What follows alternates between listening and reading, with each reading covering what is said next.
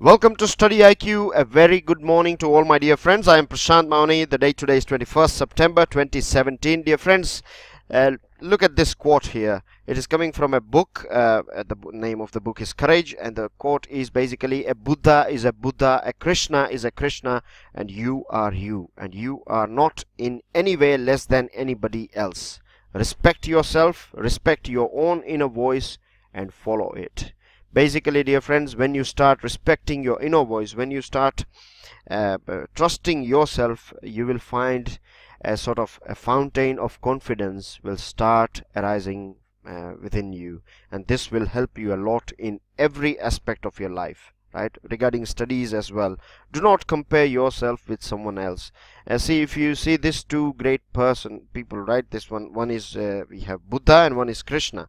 Imagine if you see Buddha playing a flute and he is dancing, he would look very weird. In the same way, if you see Krishna sitting underneath a tree, and if he is meditating and sitting quiet, then he would look weird as well, isn't it? Because they both are unique in their own way, and so are you as well. So trust yourself and respect your inner voice. With this, dear friends, we have a good news for you, and the good news is that Navratri Offer is available on all pen drive and Android courses. If you are preparing for SSC, bank, UPSC or other state level exams or other government exams, then we have different pen drive and Android courses for all these different exams.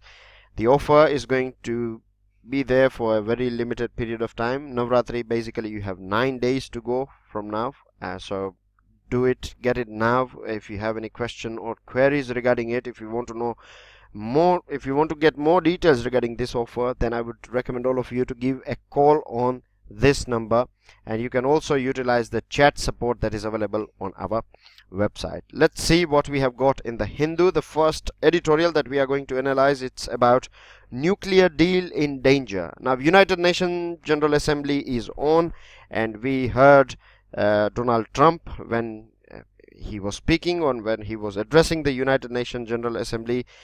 He was a bit sort of very bitter, particularly when it comes to when he was talking about Iran.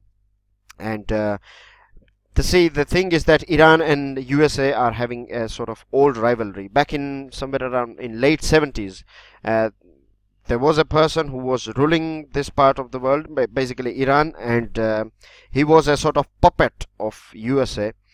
So there was a rebel within the society of Iran, and they all stormed at him. So he went to America, right?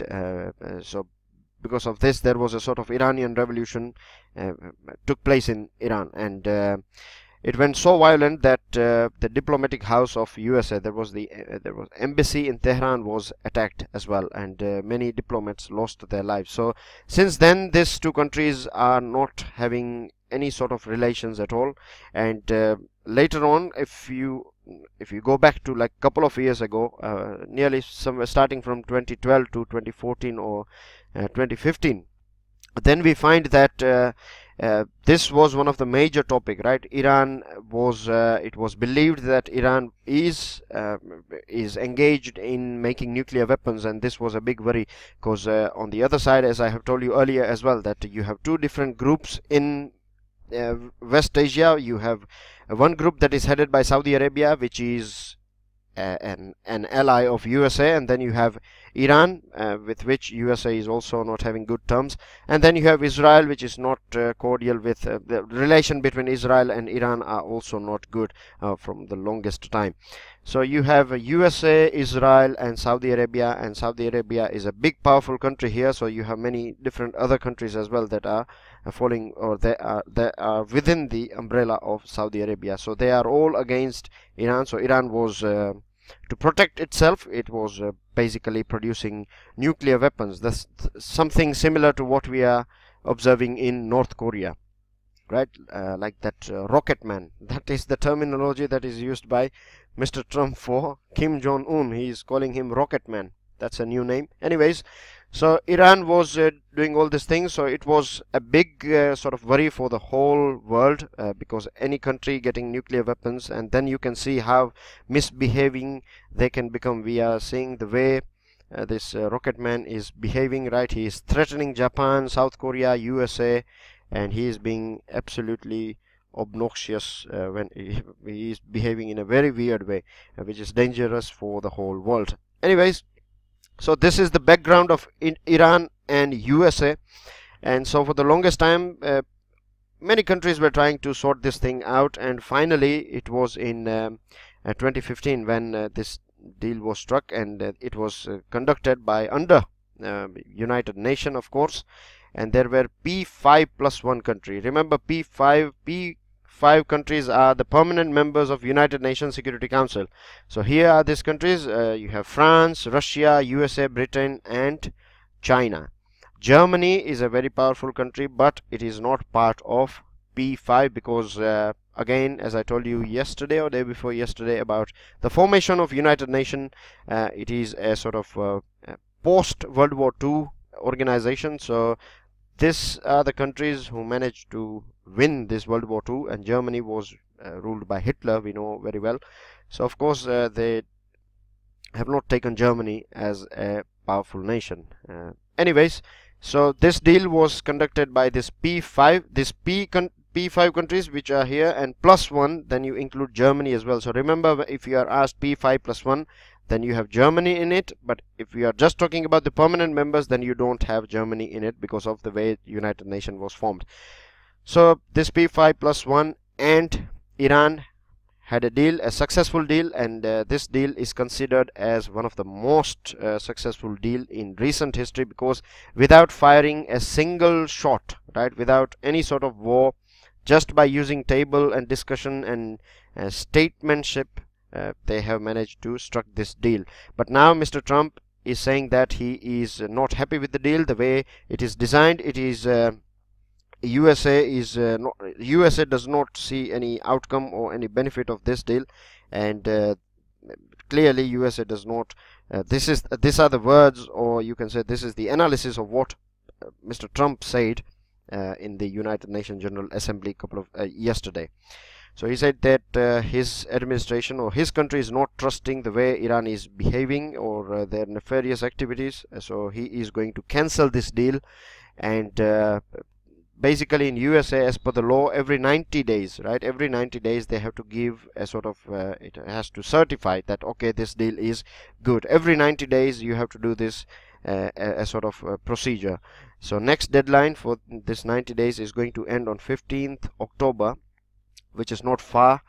So the way Mr. Trump has indicated, we can see that he may struck down this deal, he may cancel, or he may not certify it, and this is going to be a dangerous thing, because then Iran will become more aggressive and the whole of this region will have a sort of imbalance. It will impact India as well very severely, because Iran is one of a major source of energy security for our country. We import gas and oil and many other things, and we export rice and other medicines and other items to them. And when this sort of things do take place, then we are also asked, when USA or if United Nations applies any sort of sanctions, if USA as well, if they apply any sanctions on Iran, then they will also pressurize us as well to cut down trading with this, and this is going to be detrimental for our economy as well. And the prices of oil may go up. At present we are saying that because of hurricane and other things, prices of oil have gone up, and this is going to be expensive.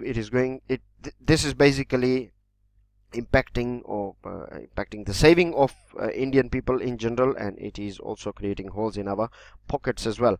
Anyways, so this is the thing, and the other thing is that if USA is doing this thing, basically this is a multilateral agreement, right? It was agreed by many countries, as you can see, P5+1 and Iran as well. And if USA on its own, if it is cancelling this thing, then it is basically not paying respect to these countries as well, isn't it? They have worked hard very well. The whole world was happy about this deal, and it has produced results as well.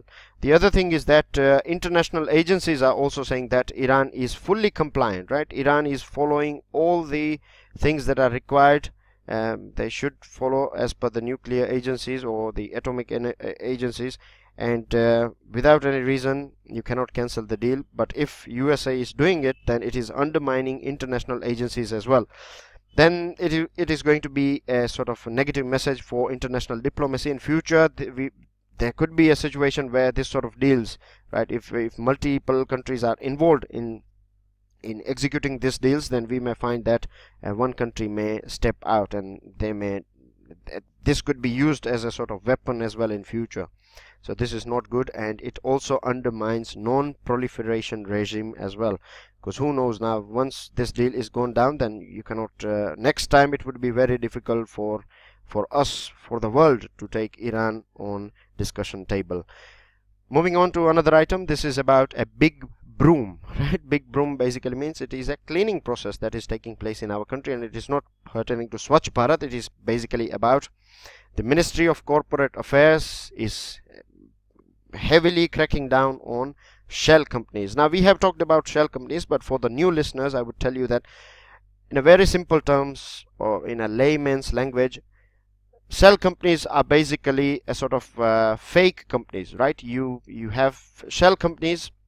You say that this company, you register a company. If you go there, there is nothing, no production, nothing is there. There is a small box office, right? A small office or a small room in which you find one desk and table. That's it.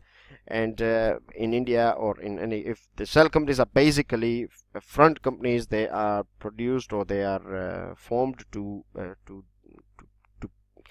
evade tax, to launder money, and all this sort of things. Basically, when you don't want to pay tax, then these are the things that people do, right? They produce this sort of shell companies. So of course this is something which no government will accept or appreciate, because it impacts directly when government is not getting any revenue, and we have talked about it, how revenue is important for nation building and for development and growth. So if any company is not paying its due share of taxes, then any government will do what Indian government is doing at present, isn't it? Very simple to understand.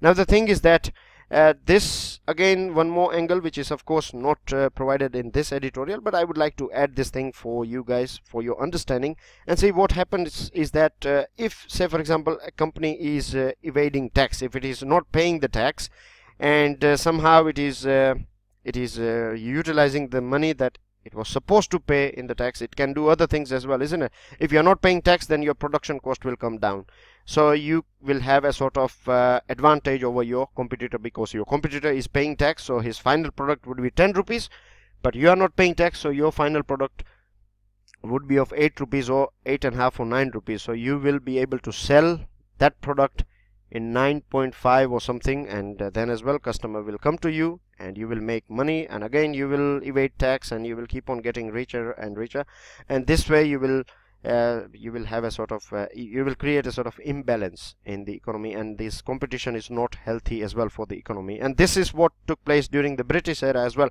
when East India Company, right, when the Britishers were trading with our country, what they did is somehow, either via corruption or their strategy or their tactics or diplomacy, whatever you can name it, but what they did is they managed to convince the king that allow us a sort of tax exemption.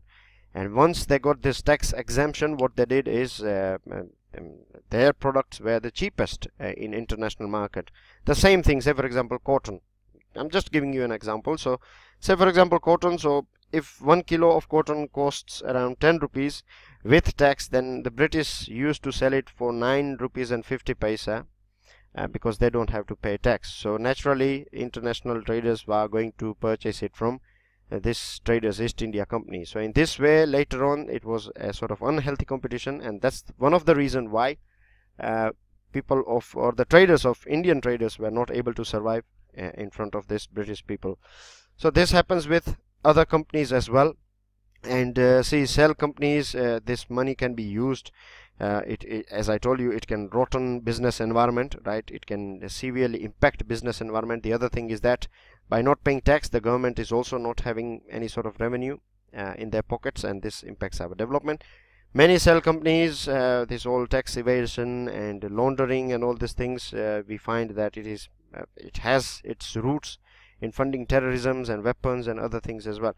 And when they are engaging in this thing, they are providing, this money is used for bribery, corruption, etc. So in this way it weakens our democracy as well. So you can imagine, and from these 4 points you can understand that it is not only pertaining to any particular company, it is impacting the whole economy and the nation as well. It impacts democracy as well and security too, right? So this is these are the things. And the other thing is that now what government is doing is it has came out with a policy of naming and shaming, right? So it is, if someone is not paying, if there is a shell company, and if a person or director of that shell company would be named and shamed, and there are other conditions as well, like he won't be able to take part as a director for a specified period of time. He would be basically, he or she would be barred from being a director. And in this way the government is trying to basically break down this nexus of or the whole chain of shell companies. The other thing is that we have to keep in mind that see, at present we have identified 1.6 lakh directors who are engaging, or who used to be in this sort of activities. Of course we are going to name them, but we have this huge amount of people, so we have to ensure that we do not name and shame any innocent person. Many a times you have some sort of situations that there could be situation in real life, right? It is not that you would be inclined towards doing this sort of things, but many a times some of the clauses of companies act, etc., if you are not following one or two for whatever reason, then it's not necessary that you are engaged in this sort of activity. So this should be kept in mind as well. And this did took place, like SEBI came out with a decision regarding a company, and then finally the company managed to win against SEBI in Securities Appellate Tribunal. So this sort of errors are not acceptable. It will destroy the investment climate in our country. Then the other thing is, we, rather than doing this thing, of course we should conduct this thing, we should name and shame and go ahead with these things, but these are basically symptoms and not the disease, right? We have to ensure that the need to address the underlying systematic shortcomings. And this systematic shortcomings, when we talk about, is basically we have to build an atmosphere, and we have to create a sort of faith in the system as well, so that if we give energy, or if we channelize, or if we make the institutions more stronger, then and only we can sort out this problem of shell companies. And here are 4 points as well. Say, for example, in case of public limited companies, a major portion of this extra legal activities, including price rigging of shares and insider trading and other questionable practices, have been found to occur in large mass of smaller companies. So this sort of things are also impacting business environment.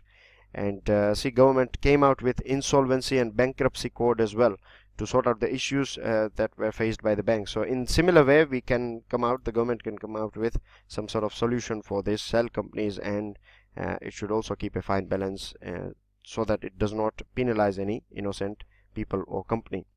Next item is about a strategic partnership. Very good article. It will give you insight regarding the difference. Or many times we hear the word strategic partnership, or India and Japan are having strategic partners, or many times we hear leaders saying that we are strategic partners, etc. So what exactly does it mean? It is very well explained in this particular article. It is about a time of strategic partnership. Now, the India-Japan Special Strategic and Global Partnership, right? This is the name of the relation between India and Japan, that it is Special Strategic and Global Partnership, a designation and status New Delhi accords to no other partner. We accord this statement, or we are giving this name only to the relation between India and Japan. And all things are happening because of the way China is being aggressive, the way USA wants to withdraw itself from this part, from Asian part. We have heard US President Donald Trump saying that It is not USA who is going to pay for all the expenses of security of its allies. You have to take out some money from your pocket as well. So due to this situation, these two countries are coming closer. Right now, this article, as I told you, is defining strategic partnership, and at present we are living in an era where we don't find allies, or the word allies, or basically allies means friends, right? So this sort of things are getting out of dated. They are not at all, they are out of fashion. Basically now the thing that is in trend is strategic partnership, and here is the difference between strategic partnership and alliances. So in strategic partnership, say for example the things, say if your partner is your strategic partner is having any sort of dispute with any other country, then you won't jump into it, right? Or you won't say like, let's get together and let's sort him out.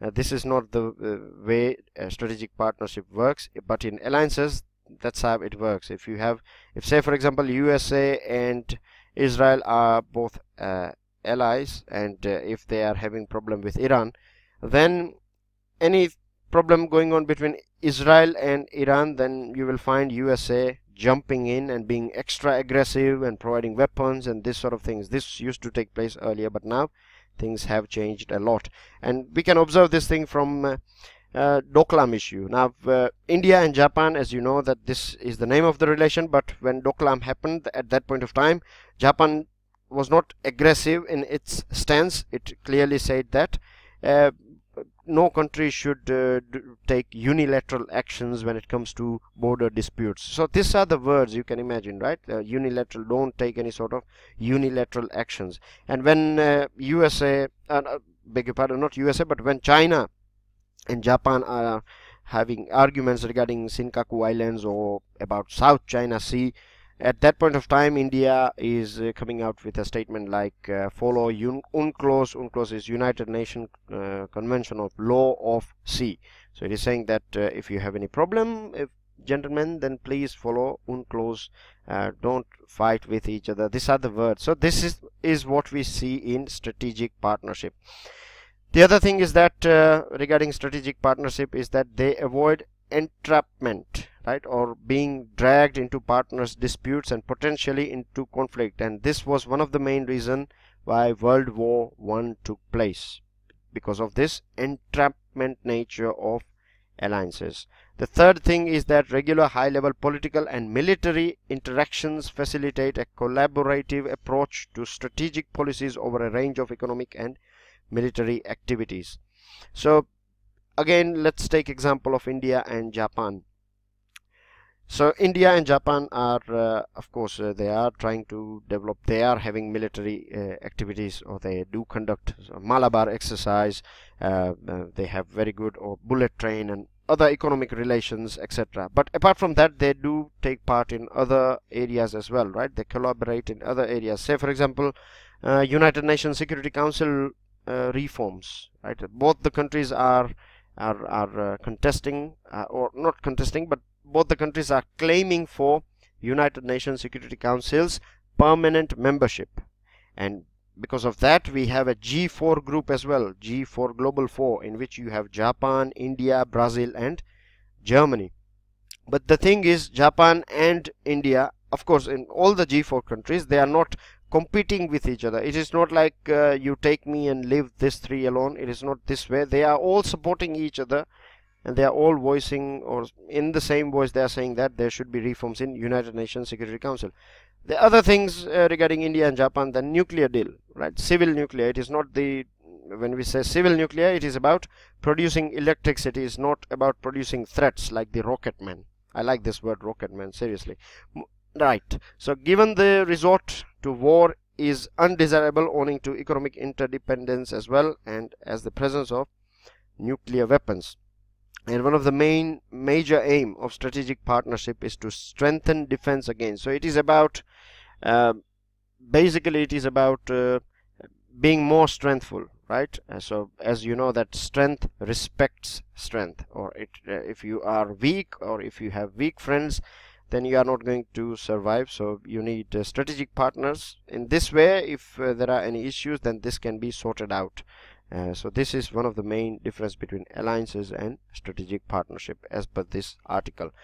This one is important as well. Beyond social media, it is about GI. GI basically means geographical indications, or many times we know that we use that GI tags or geography tags. I'm sure every one of us are using social media, so this is something very common for all of us. We know that if you want to find any location, any restaurant or anything, then you type it and you can see that it is geographically tagged, so you know that exactly which place that restaurant is. So now some basic things, and this will help you in your prelims as well. Many times you find this sort of question, so please pay attention to this thing. Now on September 4th, the Cell for IPR Promotion and Management, that is known as CIPAM or CPAM, right? Cell for IPR Promotion and Management, and it works under Department of Industrial Policy and Promotion, right? DIPP. This sort of questions are asked in your prelims examination. The DIPP, a Cell for IPR Promotion and Management, works under which department? Or you may also find questions like DIPP falls under which ministry? Department of Industrial Policy and Promotion. So remember, it falls under Ministry of Commerce and Industry. Now Commerce and Industry Ministry, they launched a social media campaign to promote geographical indication GIs with hashtag Let's Talk IP. This was launched on 4th of September, and basically at that point of time the government was saying that we have launched it to ensure that the benefits of Make in India, or we want the Make in India to not only be limited to production or manufacturing industry or big MNCs. We want Make in India at all different levels, in rural areas as well, in areas where you find when handicrafts and other artistic things or cultural products are made in different parts of our country. We know that we are rich in this sort of things. Now the other thing and the other problem with this thing is that we know that the handicraft industry, or the people who are producing this sort of artistic work, particularly in the rural area, they don't have access to international markets. So what happens is you have many middlemen. They will buy products in cheaper rates, they will place the order, they will buy it in cheaper rates, and of course the person who is exporting it to overseas, he is going to make the most money out of it. So government said that how about if we can integrate them, how about if we can give a sort of geographical indication. So say for example, if you are looking for any particular sari, then you type it and you will find that it is available in this different parts of our country. Now the problem with this thing is that if GI tags, right, in India there is no sort of, within this law as well, this Cell for IPR Promotion and Management, all the conditions or the terms and condition under this cell and this CPAM, we don't find any sort of verification process or quality control process, and because of this many of the items are copy pasted as well, and many things are not original. But if you go to the Google, then you will find that you will find this item in this part, rather than if you go back to the history, then you find that this is originating somewhere, say for example in Rajasthan, but you can find it in Himachal or Delhi as well. So this is a bit strange, and this is not going to be again beneficial. This technology is not going to be helpful for these people, and it will not help Make in India as well if you have all this sort of copied items, right? So there should be some sort of verification, and this article gives a example of Scotland and Scotch whiskey. Now it says that if you buy a bottle of Scotch whiskey and if you find it is written Scotch, then you know that this thing is coming from Scotland. But if you find other products and Scotland whiskey is written on it, Scotch whiskey, and then as well you find that it is not original one, then later on you will lose trust in it. But luckily in European regulation they are very strict about it, and they take customers feedback, and based on this the credibility of that company or that product is decided, and there are effective verification and control methods as well. So it is demanding, this article is talking about that we should apply this thing as well. We should this is a wonderful idea to get GI for our rural products, but at the same time we have to ensure quality control and monitoring mechanism. Unless and until we do this thing, we are not going to help these people to get maximum out of Make in India. Moving on to another item, this is about taxpayers' right and obligation. Taxpayers' right, this is something new, isn't it, our country? Because we know our culture, we are happy of not paying tax. This is our culture, right? We say that I have saved this much amount of money, this much, I have dodged this much, etc. This is something very strange, but hopefully it will change. If people will not, then of course the government will become more strict. Anyways, we know the side effect of not paying tax. We have discussed this thing in the first regarding the first article that we discussed today about cell companies, right? So basically what it is all about, it is about a concept of taxpayers' right. Now we know the importance of tax. If government is not going to get tax, then it is not going to it will not have money to spend or invest after the growth and development of our country. For this, government has been trying many different ways. Government has signed, say for example, double taxation avoidance agreement. What it is basically, as from the name as well, you can understand it is very simple thing. Double taxation basically means you don't pay tax twice, right? Avoidance agreement means you avoid this sort of double taxation incidents. So say for example, your company, you are from Singapore, you have a company in Singapore registered, now you are operating in India as well. So if you, say for example, make some profit and if you have to pay tax on it, so if you pay it in India, then you don't have to pay it back in Singapore. So if you pay in Singapore, then you don't have to pay it in India. This is the most simple way I can explain. There are some technical things as well, but we are preparing for civil services. You don't have to go in that much detail, right? You don't have to get PhD on this thing, on double taxation avoidance agreement.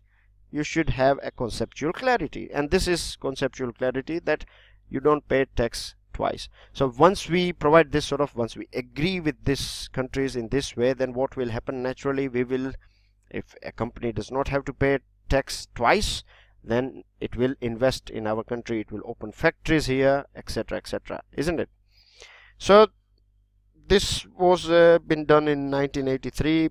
Then we found that there are, at present, we have detected some issues as well. Now this is changed.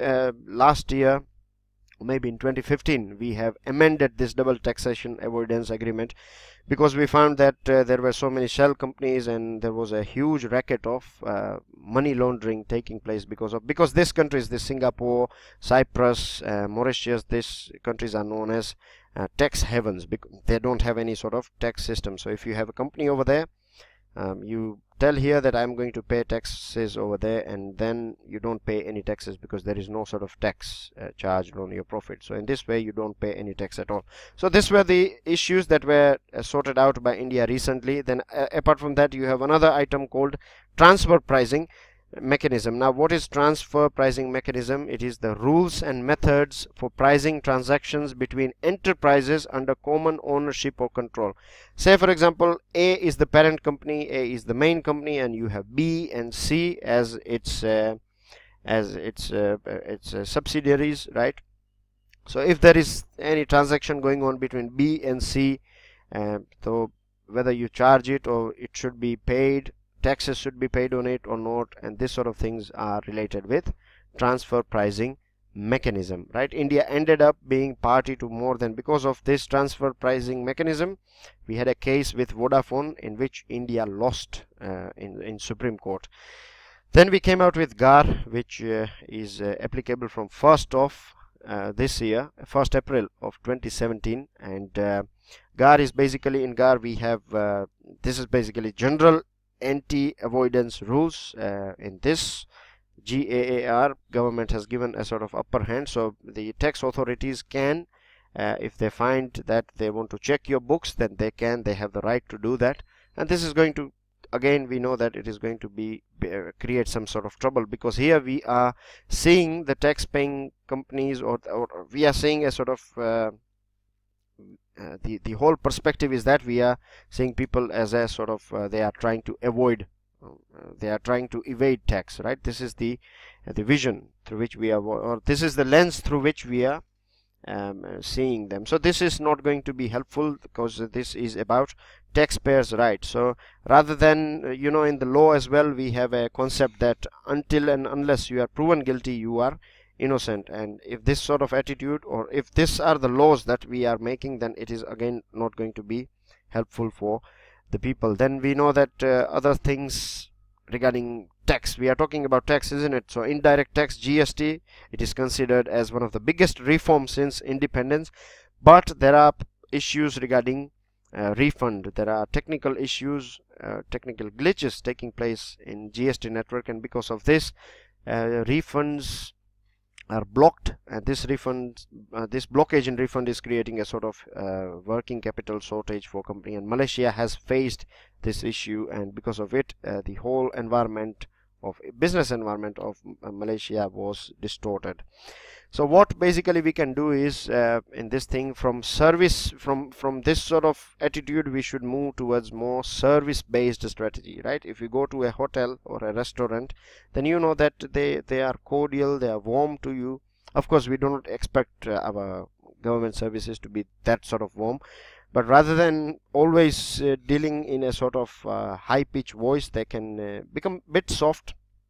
They can, from, say for example, from being an administrator, how about if they behave like managers, or if their whole working system rather than administration becomes more sort of management style. So in this way, it will create good relation between the taxpayers and the tax collectors. And if we create this sort of environment, and if we utilize other things, like if we include more information and communication technological things, if we exchange information with other agencies, this will help us in expanding our tax base. It will eventually, in the longer run, where the tax rates will come down as well, the government will have more money in their hand to spend, and this will be a win-win for everyone. So these are the changes we have to do. We have to implement the concept of taxpayers' right as well. We have many articles to discuss today, so I will be a bit quick now in conversation. States of the opposition. Now BJP has set a sort of mission 350 target in 2019 election, and if in case, we don't know what is going to happen, but if BJP manages to win, then there would be no opposition, or you can say that the opposition will be very weak. This is not good for any democracy, because opposition is, of course, you know that opposition people are there, they are been elected by someone and someone, right? There is a portion of our population who has elected opposition parties, so we should respect that as well. The other thing is that the main job of opposition is to ensure that government is heading towards right direction. It ensures that government is not unnecessary spending money, or not engaged in corruption, etc., etc. So these are the things. Opposition works as a sort of watchdog. It creates pressure on the government to ensure that things are done. Now, if you observe the things the way Britain works, right? United Kingdom, they have a sort of concept of shadow cabinet. In shadow cabinet, you know what is cabinet. So a shadow cabinet basically is a shadow of the original cabinet, and here you have opposition leaders, right? You have your shadow prime minister, you have shadow minister of external affairs. So next time when, say for example, if there is a change of guard, then you already have trained people who can take over, you know exactly who is going to run the show, you know who is going to look after the home ministry, etc., etc. So these are the things, but weak opposition is definitely detrimental to our democracy. And we have seen an era where we used to have one party rule. After independence it was Congress, but here the author is talking about the difference between Congress and BJP. In Congress time, there was a sort of there were sort of a opposition, and this was coming within the Congress from different region, and sometimes at national level as well, and this was extraordinarily helping in maintaining the diversity and pluralism. But he is saying that in BJP you have more sort of there is no sort of regional demands. When I say demands, I mean to say that when you have a BJP owned state, then you won't find that they are against the central government in any. They are always in line with central government. So this is not good for our diversity as well. And then came an era of coalition government starting from 1989 to 2014.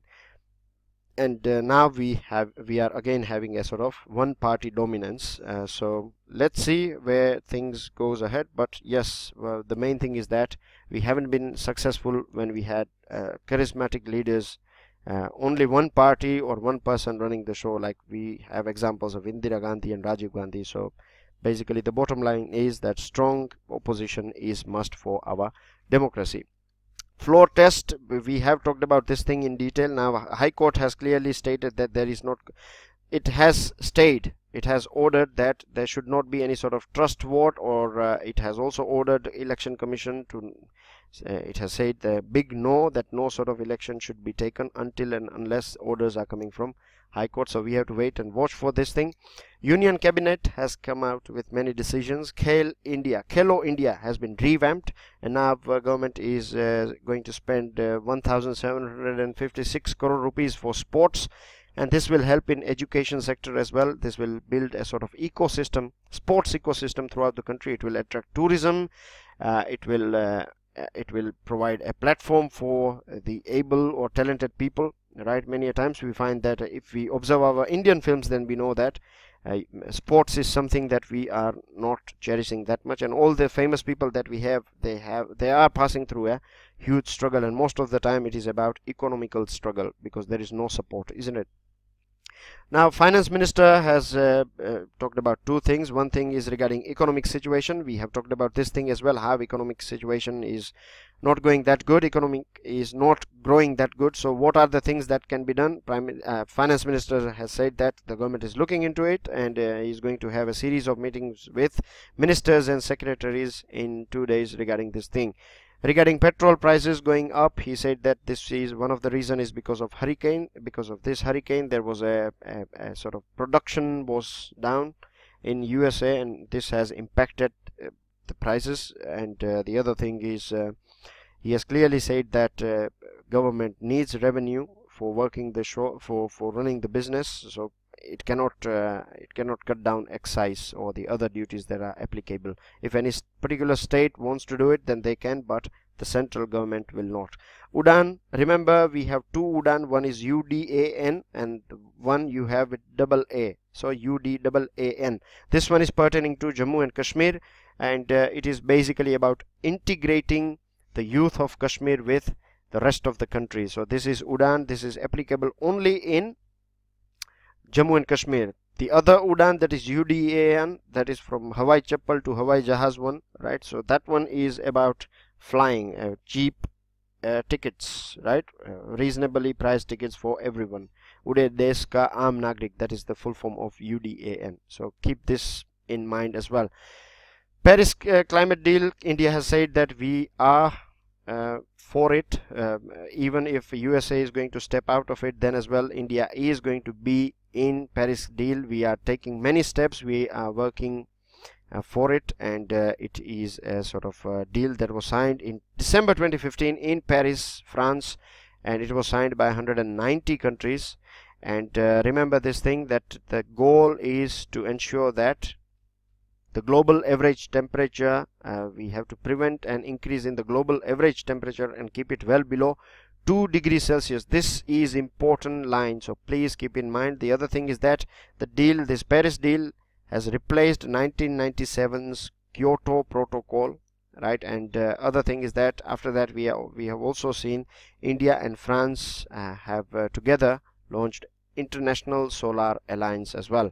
A bot lab to study Brahmaputra, to study and collect samples and do test. The ministry has launched this bot. It is known as Brahmaputra Biodiversity Biology bot, and they are going to test, they are going to learn about Brahmaputra in more detail. A very strong earthquake took place in Mexico. I have told you about this thing.